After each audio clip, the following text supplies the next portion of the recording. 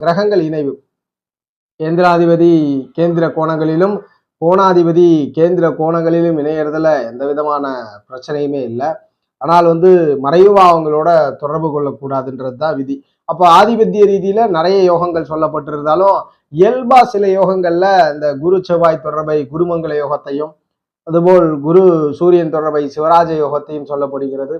மற்றொரு அமைவுகள்ல கேல யோகம் சொல்லப்படுகிறது, பிருகுமங்கல யோகம் சொல்லப்படுகிறது, சுக்கிரன் செவ்வாய், சந்திரமங்கல யோகம் சொல்லப்படுகிறது, பௌர்ணமி யோகம் சொல்லப்படுகிறது, பௌர்ணமி அதியோகம் சொல்லப்படுகிறது. இந்த யோகங்கள்லாம் ஏன் செயல்படுறது இல்லை?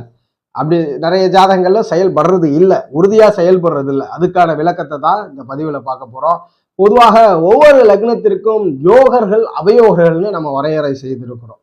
இதை கூட நம்ம சேனல்ல வீடியோ போட்டிருக்கோம். அப்படி உங்கள் லக்னத்திற்கு யார் யோகரோ, மேஷ லக்னம்னா அதற்கும் சில யோகர் உண்டு, அவயோகர் உண்டு.